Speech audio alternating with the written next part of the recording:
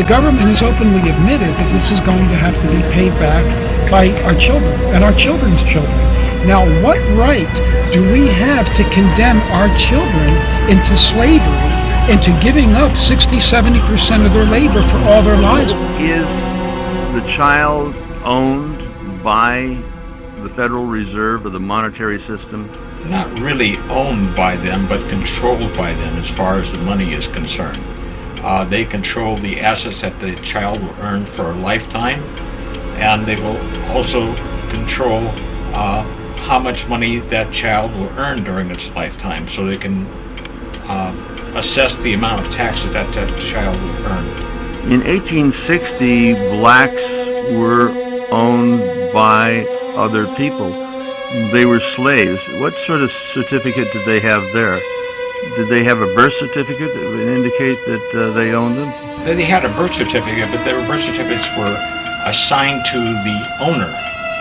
The owner owned that particular slave, and he had to sign off that particular certificate in order to set that slave free, to make that person a free man at that particular time. Isn't that pretty much what we have now?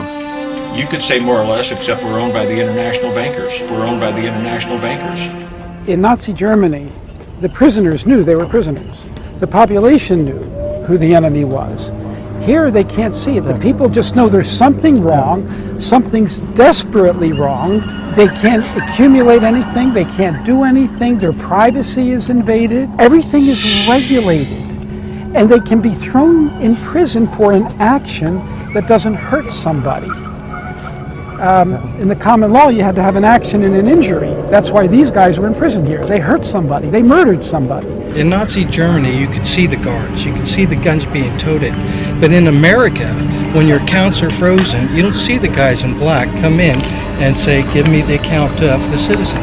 We have the IRS taking the funds, we have the Franchise Tax Board taking the funds, we have other commissions and boards divvying up the proceeds from a person's account. You need a license to do virtually everything in this country today. It's like being in the service.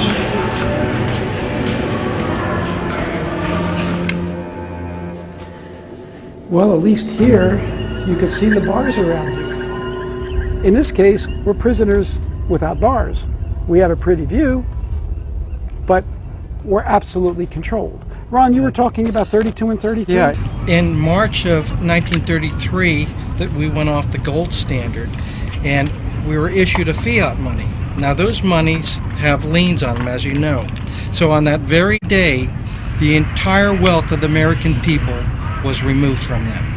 Your house that was worth $10,000 in gold coin now was worth $10,000 of Federal Reserve notes with liens on it that accrue interest on each day that passes by.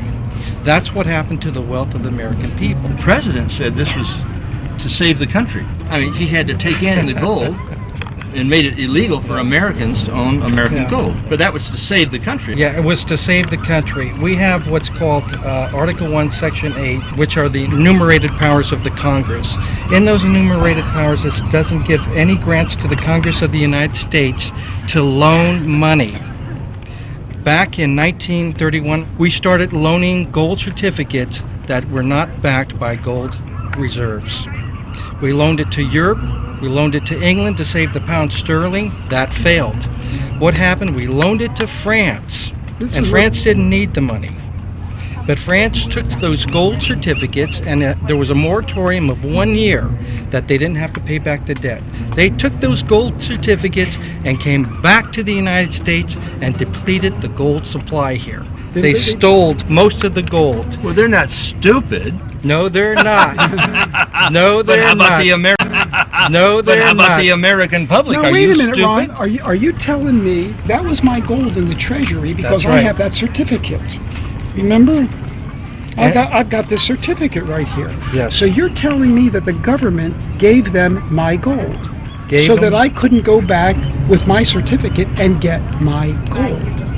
That's correct. Certificate my ass. You don't get anything Yeah. for that. They take your gold, they give you a piece of paper. I'm not going to say this was a strategy done by people in our government, but as soon as the first ships came over and were being filled with all our gold, and that happened on a daily basis for 6 months, do you think our government should have said, "Wait a minute, we can't allow our gold to leave our country"? It didn't. It allowed it to leave. They promised the people's gold. They're taking gold and they're turning it into paper. I mean, they're taking your gold. Oh, you get the paper. Oh, you could spend 100 hours of labor mining gold, getting bullion, 100 hours we'll say, and you take it into them and they give you a piece of paper that's leaned for all your time. They get the gold, we get the shaft. Exactly. Exactly. The creator again has been replaced by the state. The state is the creator over your talents. They're going to set things right with that Agenda 21, I think. Now, let's look at it this way. In the beginning, when this nation was founded, you had God at the top. Man came right under God, then your state, and then the states came and made the United States. Between the 14th Amendment and 1933, everything up here was removed. The United States remained.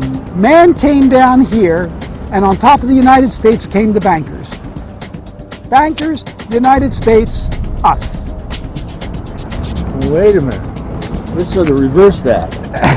That's what we need to do. Yeah. Let's get man back where he's supposed to be.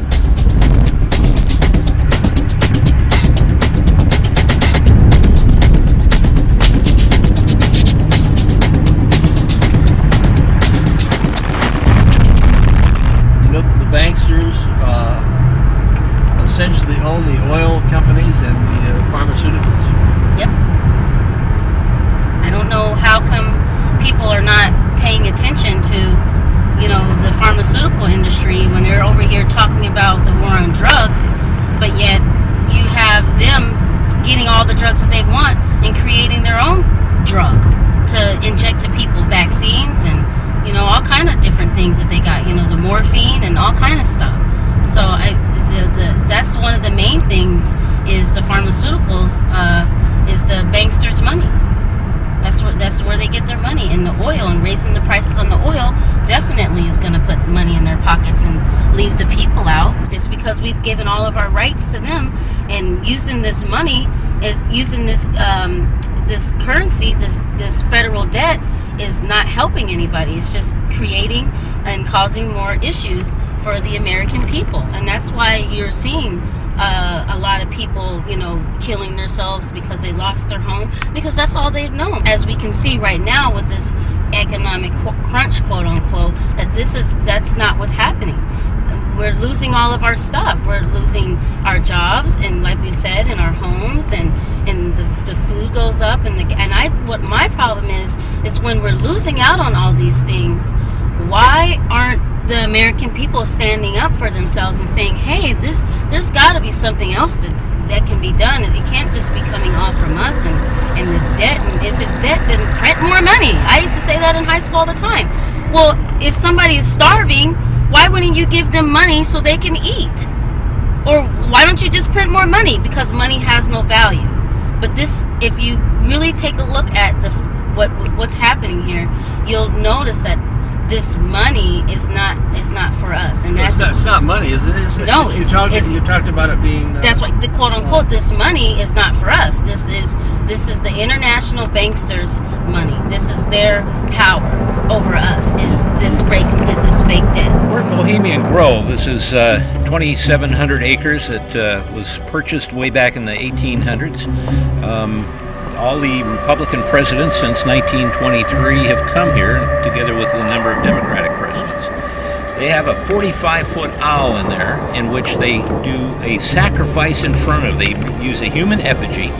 It's called the cremation of care, so they can knock out their conscience and go out there and rule the world any damn way they want. What we have here this is where the Manhattan Project was created, yes. They dropped the bomb on Hiroshima and Nagasaki, the two most Christian cities in all of Japan. They dropped the bomb about 3 months after the Japanese had asked for conditional surrender.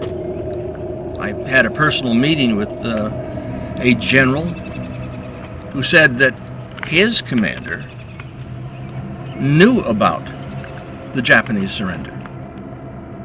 They delayed the end of the war. The reason that they dropped the bomb, or both bombs, was an experiment on human beings.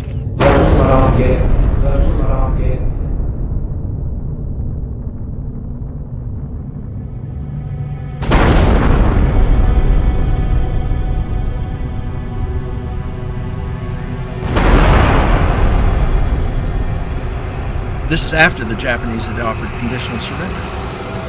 They dropped the bomb, incinerating about 250,000 people. This was after the Japanese had offered surrender.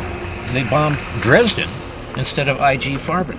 The same thing was occurring on the opposite sides of the world. They were going after the civilian kill. Now, why did they do this?